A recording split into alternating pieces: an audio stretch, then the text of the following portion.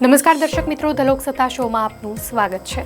કેન્દ્રીય ગૃહપ્રધાન અમિત શાહે મંગળવારે રાજ્યસભામાં બંધારણ પર ચર્ચા દરમિયાન ડોક્ટર બી.આર. આંબેડકરને લઈને કોંગ્રેસને ઘેરી હતી. આ દરમિયાન અમિત શાહના એક નિવેદનને લઈને હોબાળો થયો હતો. હવે રાજકારણ ગરમાયું છે અને વિપક્ષે અમિત શાહ પર ડોક્ટર આંબેડકરના અપમાનનો ગંભીર આરોપ લગાવ્યો હતો, જેના કારણે બુધવારે પણ સંસદમાં હંગામો ચાલુ રહ્યો હતો અને વિપક્ષના હોબાળાને કારણે ગૃહની કાર્યવાહી સુચારુ રીતે ચાલી શકી ન હતી. તો ભાજપે કોંગ્રેસના આરોપોને ફગાવી દીધા છે અને આરોપ લગાવ્યો છે કે કોંગ્રેસ અમિત શાહના ભાષણનો વિડીયો એડિટ કરીને સોશિયલ મીડિયા પર પોસ્ટ કરી સસ્તી રાજનીતિ કરી રહી છે.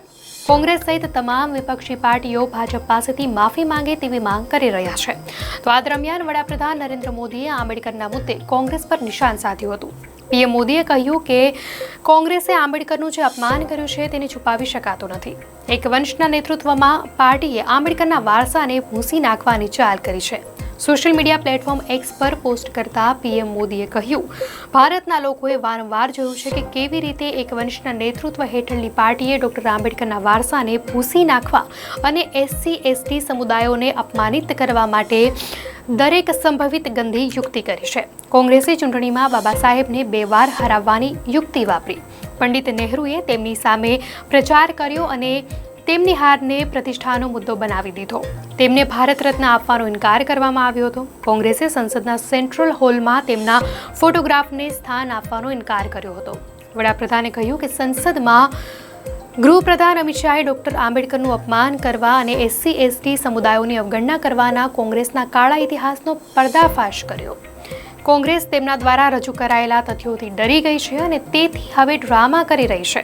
સંસદમાં ગૃહપ્રધાન અમિત શાહ દેશના પ્રથમ વડાપ્રધાન જવાહરલાલ નહેરુની પ્રથમ કેબિનેટમાંથી બી.આર. આંબેડકરના રાજીનામાનો ઉલ્લેખ કરી રહ્યા હતા. તો કોંગ્રેસ તરફ ઇશારો કરીને તેમણે પૂછ્યું કે આંબેડકરે દેશની પ્રથમ કેબિનેટમાંથી રાજીનામું કેમ આપ્યું. તેમણે કહ્યું કે હવે તમે આંબેડકરનું નામ સૌથી વધુ વખત લેશો તો પણ તે તમને કહેશે કે આંબેડકર પ્રત્યે તમારી લાગણી. આ સમગ્ર મામલે સરકાર પણ ફ્રન્ટ ફૂટ પર છે. રાજ્યસભામાં સંસદીય બાબતોના મંત્રી કિરેન રિજિજુએ કહ્યું કે કોંગ્રેસ સમગ્ર મામલે ડ્રામા કરી રહી છે. આખો દેશ જાણે છે કે ભાજપ બાબા સાહેબ આંબેડકરને પૂજે છે, પરંતુ કોંગ્રેસ ગૃહમંત્રી અમિત શાહના નિવેદનની એક નાનકડી ક્લિપ બહાર પાડીને વિકૃત કરી રહી છે. તેઓ તેનો દુરુપયોગ કરી રહી છે. રિજિજુએ વધુમાં કહ્યું કે હું કોંગ્રેસ પાર્ટીના નાટકની નિંદા કરું છું, જે બહાર આંબેડકરજીની તસવીર પકડીને જોવા મળે છે. દર્શક મિત્રો, આ ઘટના અંગે આપની શું પ્રતિક્રિયા છે, ચોક્કસથી જણાવશો.